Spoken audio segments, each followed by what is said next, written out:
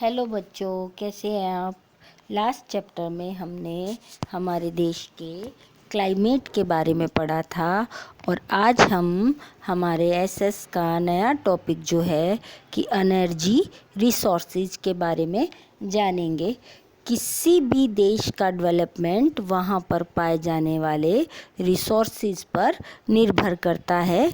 तो आप भी मेरे साथ एसएस की बुक खोलिए और चैप्टर रीडिंग स्टार्ट करते हैं। तो let's start reading our new chapter energy resources. Energy आप किसको कहते हो? ऊर्जा।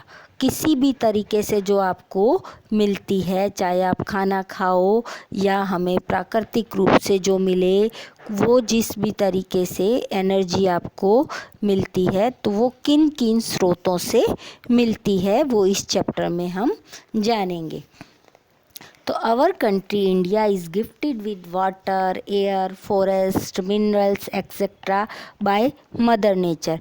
जैसा कि आप जानते ही हैं कि जो हमारी प्रकृति है उसने हमें हवा, पानी, वन, मिनरल्स और बहुत सारी कुदरती उपहार दिए हैं। These are called natural resources. कुदरत के द्वारा मिले हुए रिसोर्सेज नेचुरल रिसोर्सेज कहलाते हैं। This resources help us to generate energy और power which help in development of a country. जैसा कि हमने पहले ही जाना कि किसी भी कंट्री को डेवलप होने के लिए जो पावर और एनर्जी की ज़रूरत होती है वो ये हम रिसोर्सेज उनको जनरेट करने में मदद करते हैं। This energy resources are divided into two types, renewable और नॉन रिन्यूएबल। इन एनर्जी रिसोर्सेज को हम दो भागों में बांट सकते हैं, रिन्यूएबल और नॉन रिन्यूएबल। रिन्यूएबल क्या होती है कि जो आप खर्च करते हो लेकिन आपको दोबारा में उस स्वरूप में वापस मिल जाती है, और नॉन रिन्यूएबल वो होती है कि आपने एक बार खर्च कर दी तो आपके लिए ख़त्म हो जाती है। तो हम इस चैप्टर में इन दोनों में डिफरेंस के बारे में जानेंगे। तो रिन्यूएबल रिसोर्सेज क्या क्या हैं? The natural resources we do not get exist and can be renewable are called renewable resources.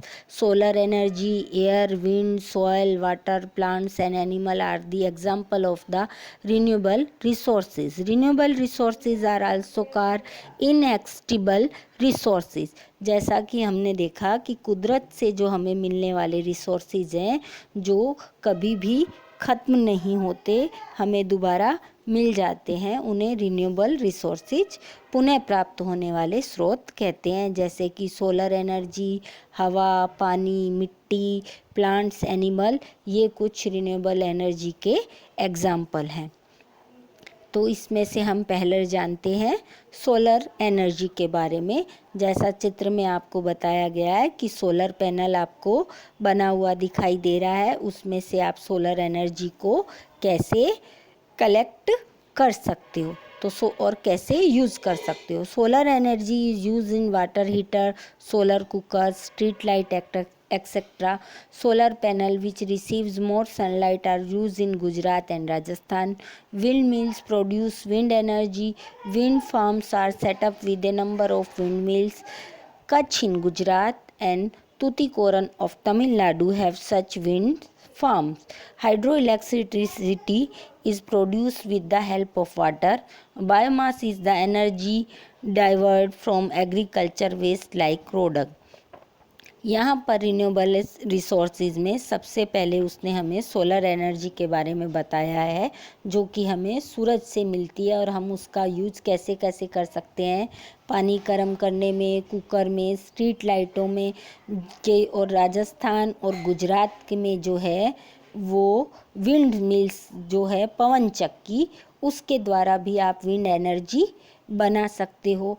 जो विंड चक्कियों को लगाने एक जगह पर लगाने, जो हम बहुत सारे मात्रा में विंड मिल्स एक जगह लगाते हैं, उन्हें हम विंड फार्म्स भी कहते हैं। और कच्छ के गुजरात और तमिलनाडु के तूतीकोरन में आपको ऐसे बहुत सारे विंड फार्म्स देखने को मिल जाएंगे। पानी की मदद से आप हाइड्रो इलेक्ट्रिसिटी बना सकते हो, और एग्रीकल्चर वेस्ट जो जैसे कि गाय का जो वेस्ट है उससे आप बायो एनर्जी भी प्राप्त कर सकते हो।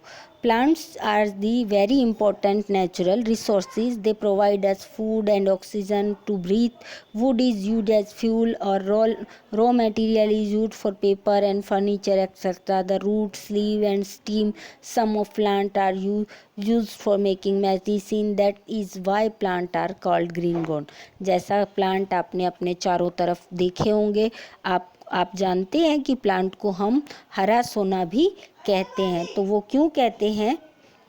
यही कारण है कि प्लांट हमें बहुत सारे जो हैं यूज़ में आते हैं, जैसे कि वो हमें खाने के लिए भोजन देते हैं, ब्रीथ के लिए ऑक्सीजन देते हैं, उनकी लकड़ी जो है वो फ्यूल के काम आती है, फर्नीचर बनाने के काम आती है, और बहुत सारे जो प्लांट्स की रूट्स, लीव्स और तना जो है वो मेडिसिन के काम आता है। मीन्स प्लांट का ऐसा कोई भी पार्ट नहीं है जो कुछ ना कुछ काम ना आता हो। यही कारण है कि प्लांट को हम ग्रीन गोल्ड भी कहते हैं।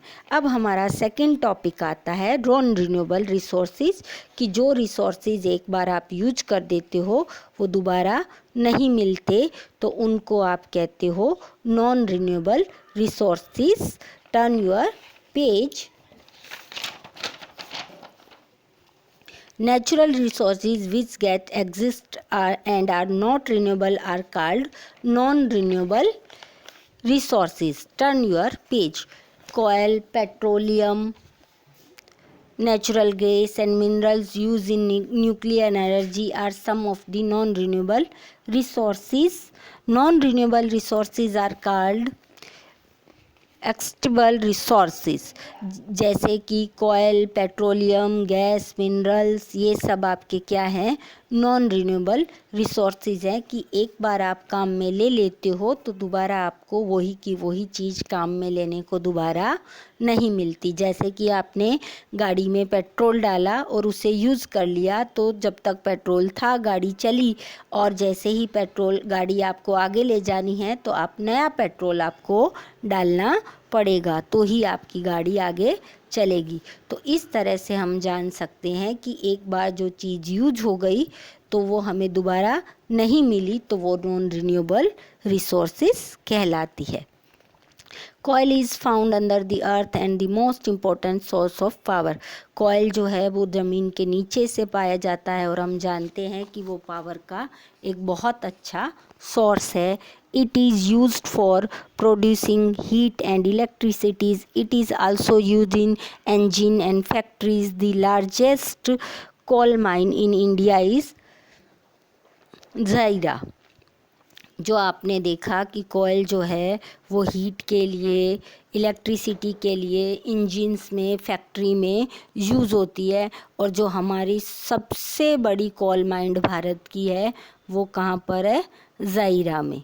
Petroleum is known as black gold, जैसे कि प्लांट ग्रीन गोल्ड कहलाते हैं वैसे पेट्रोलियम ब्लैक गोल्ड कहलाता है, क्योंकि पेट्रोलियम से हम पेट्रोल, डीजल और अदर इम्पोर्टेंट प्रोड्यूस जो है वो भी प्राप्त कर सकते हैं। Petrol and diesel are used as fuel. Digboi in Assam is an important petroleum refinery. आपकी जो पेट्रोल और डीजल है वो फ्यूल के लिए यूज़ होते हैं, और आसाम का जो डिगबोई है वो सबसे बड़ा भारत का पेट्रोलियम रिफाइनरी क्षेत्र है। Nuclear energy is produced from minerals. It is used for generating power and explosive. An important nuclear plant in India is the Tarapur in Maharashtra.